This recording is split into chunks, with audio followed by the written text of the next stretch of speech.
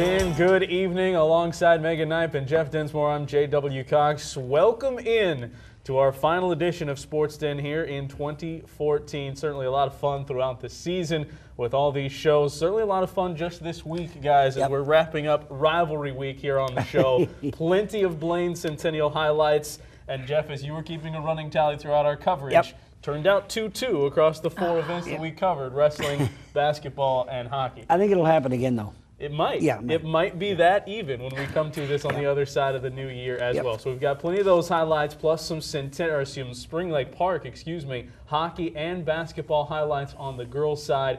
Just an action-packed show full of highlights, and we may as well start on the ice with our latest game, and that was last night. Girls hockey, Spring Lake Park, St. Anthony Village, the Panthers taking on Mounds View. Section 5 matchup on the girls' side. Both teams coming in looking for positioning there in Section 5. Panthers hunting for a .500 record. 5 minutes into the first, still scoreless. Sydney Brott up the right wing, fires over to Lauren Yankee. Buries the puck past Mackenzie Kelly. Kelly would have a tough night in net. She'd been 4-2, but tough night dealing with rebounds. Same score early in the second. Top Mustang score brought again off a deflected puck in front of Kelly. You see it go off the knee of her own teammate, then it bounces around free. Brought able to finish it off 2-0. Mounds View had the lead at that point. Panthers all night could not solve. Mary Dingman, the goaltender for the Mustangs, in net. Good chance in the third. Maddie Walraff with the long shot. That was saved. Turned away, still 2-0. About a minute later, a break down the left wing for Mounds View. Again, the initial shot deflected, goes off of Kelly's pad, but the trail skater was Rachel Anderson. She was in the right place at the right time. Finishes it off, make it 3-0. So the Panthers down 3, needed some magic inside of 8 minutes to play. 4 minutes left, Spring Lake Park. 5-on-3, big shot for Caitlin Monson. See it again, she goes top shelf left. Her 9th goal of the year kept the hopes alive. Still needing 2 more though. They would get another power play opportunity late for the Panthers. Still down 3-1. Monson this time a little deeper, top of the circle. That one is saved by Dingman. She stopped 22 of 23 shots on the night. Final score ends up being Panthers falling 3-1. They dropped their 7th game. They're 2 games below .500 on the season so far.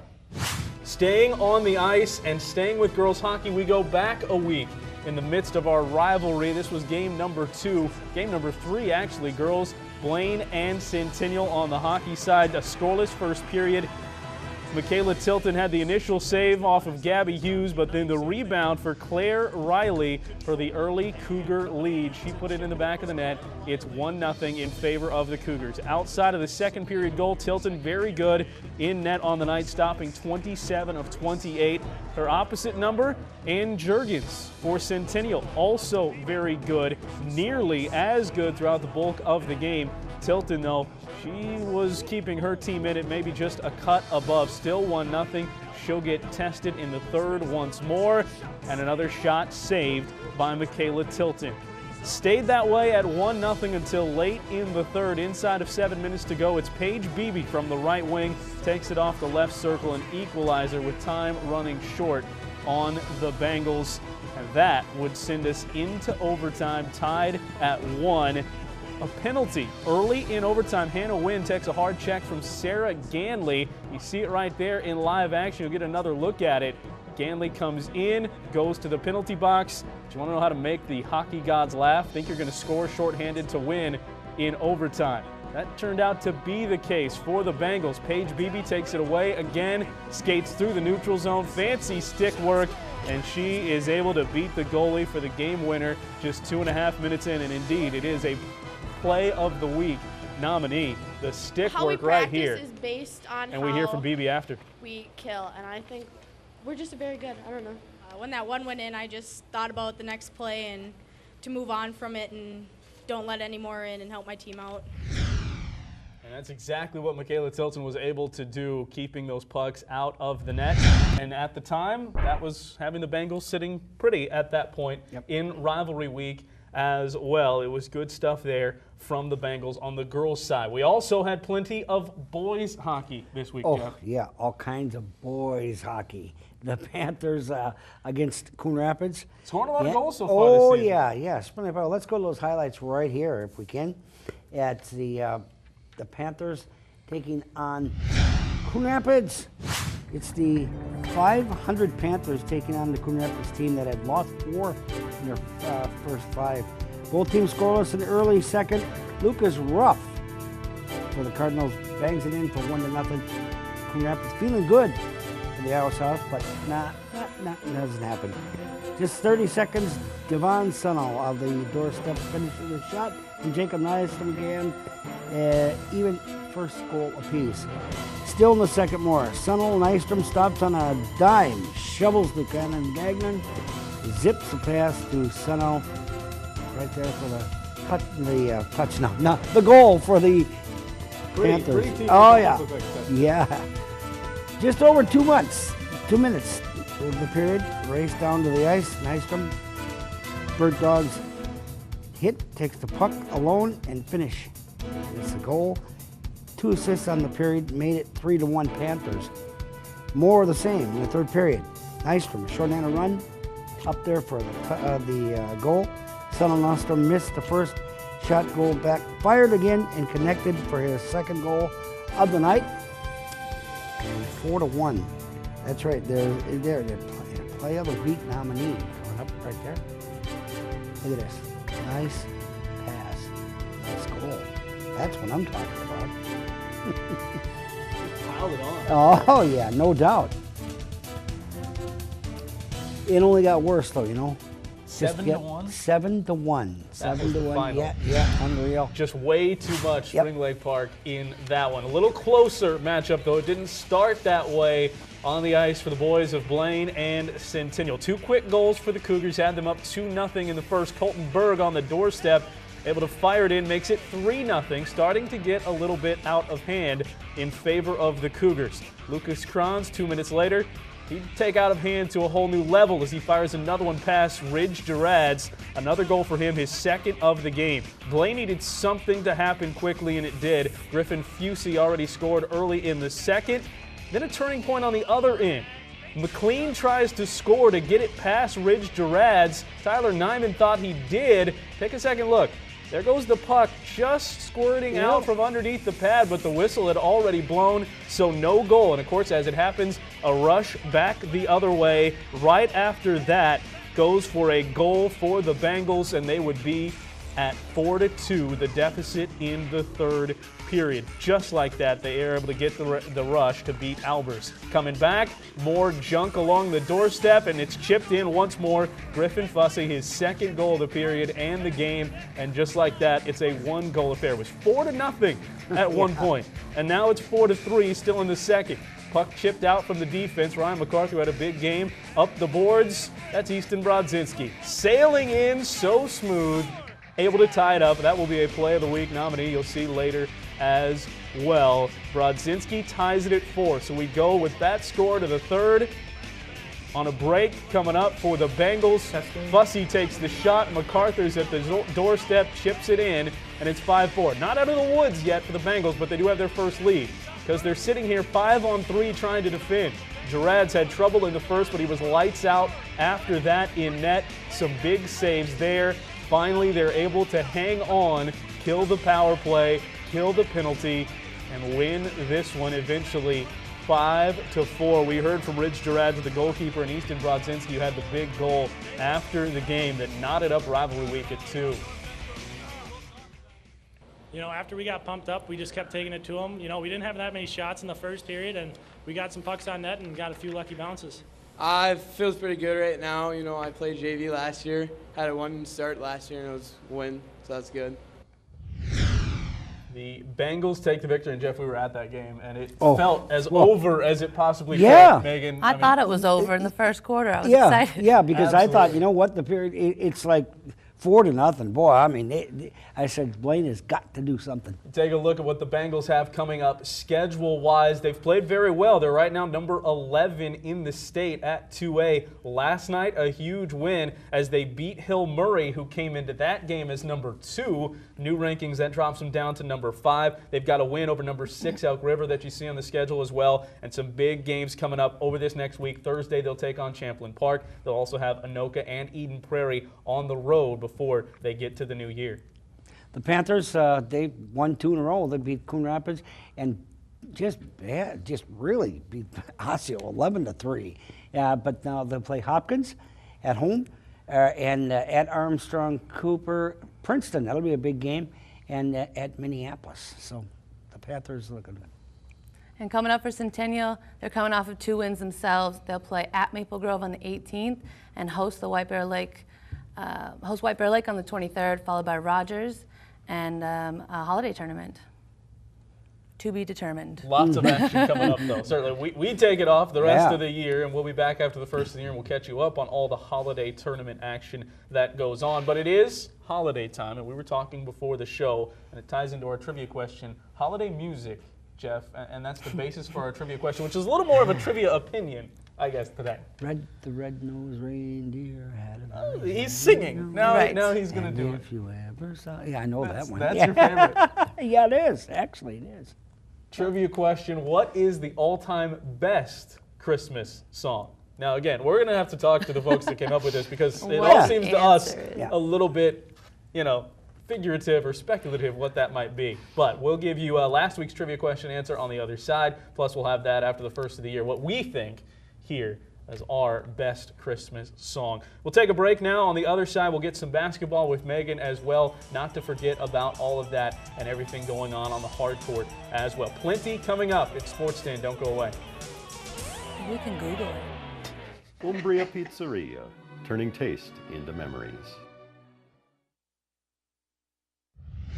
Metro TV with Sports Den. JW Cox, Jeff Tensmore, Megan Knight. I'm looking for my... We're doing this right now. This live television. Jeff's looking for what the internet calls the best Christmas song. It is the Blue... No, is it Blue Christmas? Blue Christmas. That was the first one that I said, but it was a personal favorite. Yeah. Oh, gosh, yes. Last week we asked you when it was the last time that Blaine and Centennial won boys hockey state titles. Yep. And the answer to that? 2000 for Blaine and 2004? 2004 for the Megan do it right away. I was looking the wrong way. Actually, I should have looked over here. She had it certainly as well. And Megan, we had some girls basketball as well this past week with Spring Lake Park getting into action, taking on Irondale, a couple of one-win teams. Yes, and they were both actually, right now they had the same win record. And what seemed to be a really good game in the first half, one team kind of pulled away in the second. So let's check out those highlights. Last week, the Irondale Knights took a trip to Spring Lake Park where both teams were looking for their second win. In the first half, Sydney Driggs got the Knights off to a good start, knocking down an early three-pointer from the left wing. But the Panthers wasted no time in responding as Hallie Jones drains one to give the Panthers a 1-point lead. For the Knights, Driggs finds herself open for a long jumper in the left corner, and Irondale's up 5. But back come the Panthers. Michaela Aim grabs the ball off the tip pass and has a nice step through to finish 2 of her 7 for the night. Jones added it again for the Panthers as her defender falls, and she's left open at the left elbow and left no doubt as she buries it in Spring Lake Park within a bucket. Panthers ball again, and this time it's Marissa Siegfried with a hand-down, man-down shot, and the Panthers finished the first half trailing by 1. What was a close game turned one-sided in the second half as the Knights grew their lead. Irondale leaders Michaela Petkasek and Driggs led the way to an 8-point run within the first 5 minutes of the half. Up 6, Petkasek with a nice head fake from the corner, and she will finish to make it 39-31. But next possession, Driggs finds just enough space and it rattles in. Petkasek shows she can also hit the long jumper as she knocks it down, and she'll finish with 8 points, all coming in the second half. Aim for the Panthers, trying to bring her team back with a nice finish there. But Driggs once again finds herself open with another long jumper, and she sinks it for the 18-footer. She finished the night with a game-high 18 points. Down 15 and looking for anything, But the Knights show Spring Lake Park they aren't done yet as Misha Caldwell gets the steal on the bucket. She was one of 3 Knights in double figures for the night, and the final score was 75-43, and the Irondale Knights found themselves with their second victory. Coming up for Spring Lake Park girls basketball, we see they play at Park Center on the 19th, and then after Christmas, they have a Fridley tournament on the 29th and the 30th. And coming up for Centennial girls basketball, I'll take both. They host Coon Rapids on the 19th and Eden Prairie on the 22nd, and then they'll travel to Anoka on the 6th, followed by Maple Grove and Totino Grace. Take a look at the Blaine Bengals on the girls' side of things as well. They're coming in 3-3 at this moment. They've had a lot of success in Section 7. They'll be tested a lot in that over the coming days as well. They'll take on Andover in a sectional matchup on Friday, and then on Monday, another sectional matchup against Cambridge Isanti as well. So some big games coming up in December before we get to the first of the year for girls basketball for the Bengals. Basketball, basketball, basketball. Plenty of it. Yeah. It is a fun season, certainly, and it's also the season, as we take a look, guys, as we've already looked at one dance team in the area, it's the season of dance as well. We looked at Spring Lake Park, and now this week we'll take a look at the Blaine Bengals version of coaches and captains and their dance team.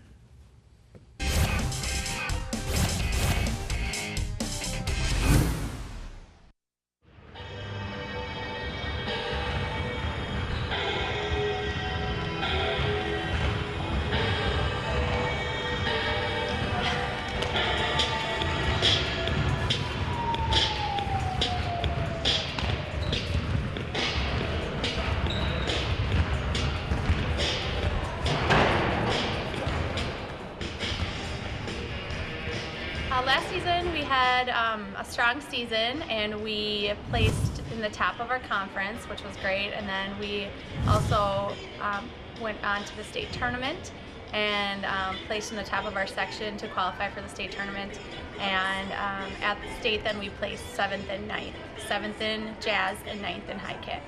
This season we want to place first. We want to get double section champs this year and make it to state and grow closer as a team, bonding and stuff. Our goals and expectations are just to have fun with it and go out and give it our all again, because we know that there's like teams that like wish that they could do like what we do, that we go out there and we just have fun with it and give it our all.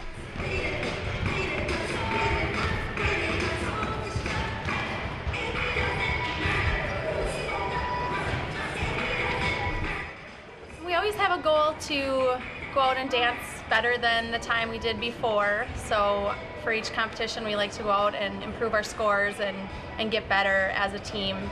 We also like to be competitive with other teams and kind of be up there with those top teams in the state and within our conference and section. So our goal is to be competitive with them. It's an honor to be a Blaine dance team captain, to be captain of such a great team, because we're all so close, and it's been a part of my life since my freshman year, and it's really, really fun. It means a lot to me. It shows that, or it tells me that I can like be an example to all the underclassmen or people who want to be a captain, and to show like all the middle schoolers who like want to be a big what it's like. I really want our dancers to have fun. I think that's the #1 reason we have them come out for our team.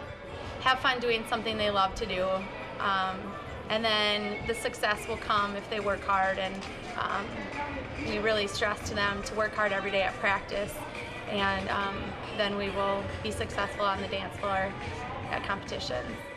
Just trying your hardest every day and being a good example and pumping the team up, lots of motivation. I love dance because it's been a part of my life for so long, and it's a great stress reliever. When I am feeling down or having a bad day, I can go and I can dance, and it just makes me feel better. I love dance because it just helps me clear my head, and when I'm having like a bad day, I can just go and dance and be with like all the girls on the team, and I forget about everything, because when you're like there with everyone on the team, you can tell like everyone anything that's going on, and they understand, and they're willing to like talk to you about it and just help you with it. I think we have a lot of energy. Our team is always upbeat, and both of our themes this year are a little bit more upbeat, and the crowd will really get into them. So there's songs that I think are the crowd will like and get into as well. It's really fun to come and just watch us. We're all super happy and like we're good too. They should come out and watch us because it's a sport that we love to do, and we don't do it to win. We do it because it's something fun to do and something to do after school, and we love it, and we just enjoy it when we're out there dancing. Just come and watch us. Come and support us this year.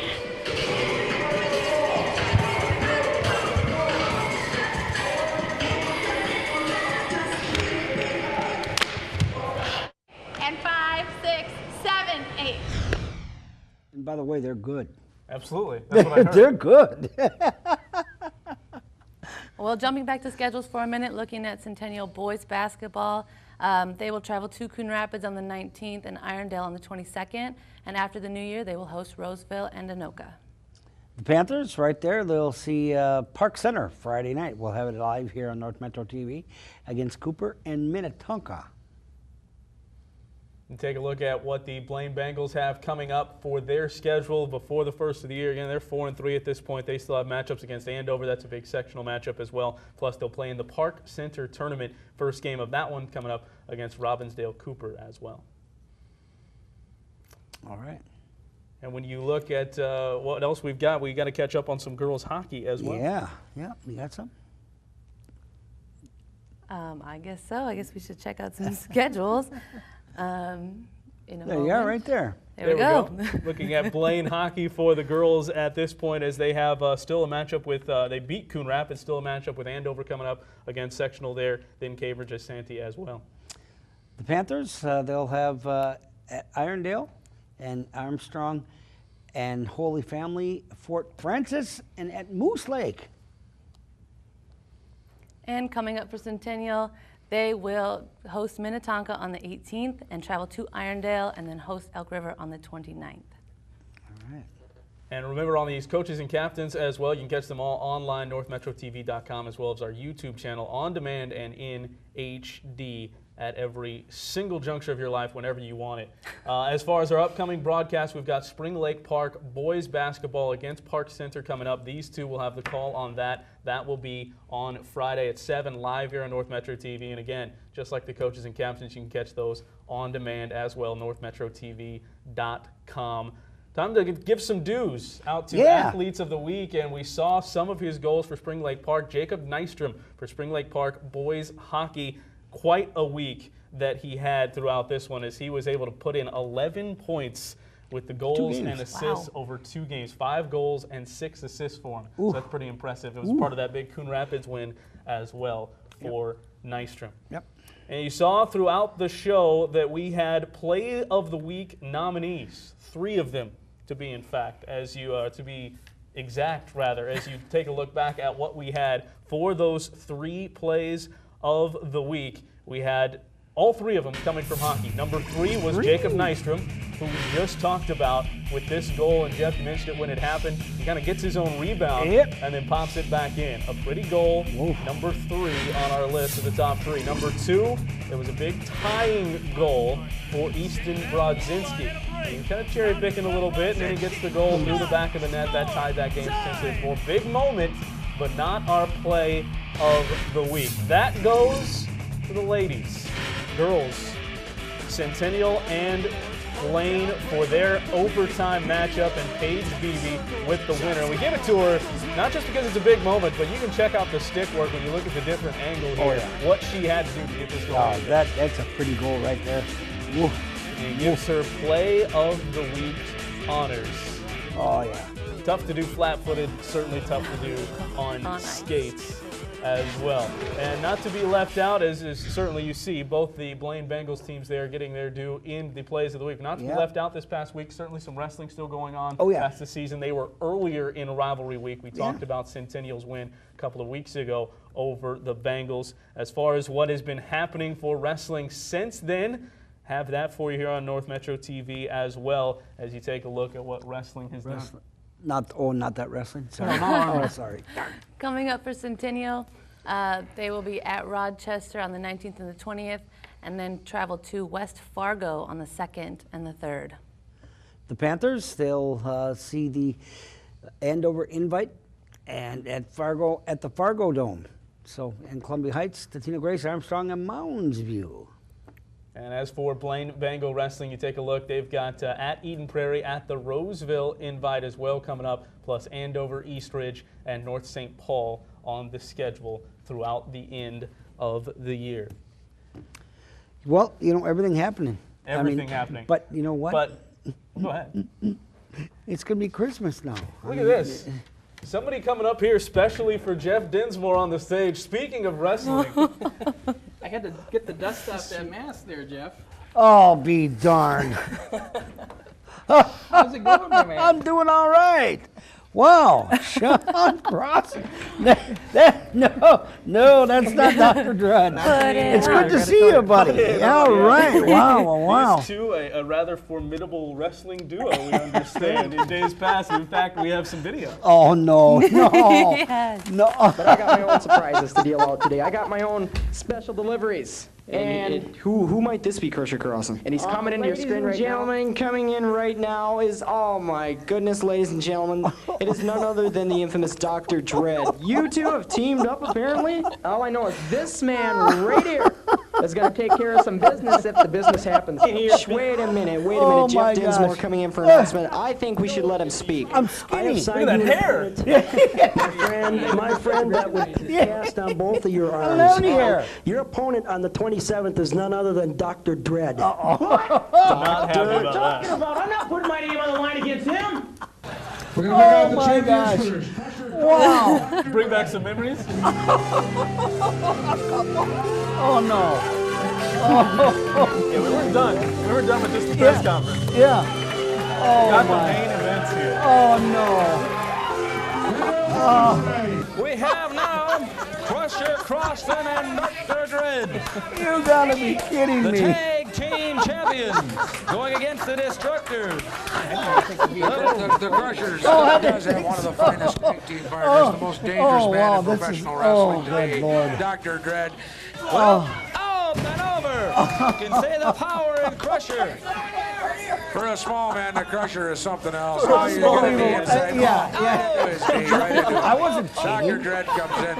Knock. That's not what I heard. Maybe more powerful, but Oh, look at that. And there's the knee to the stomach. That's legal. That's why you don't mess with the doctor. Whether you agree with the way Dr. Dredd wrestles, if you can call it wrestling, whether you like it or not, he and Crusher Carlson are very successful at what they do. They're No, they don't. Oh, that is just hilarious. Carson's advantage is speed, Oh, man. agility. Wow. with the teeth. Dr. Dredd, Oh, lady.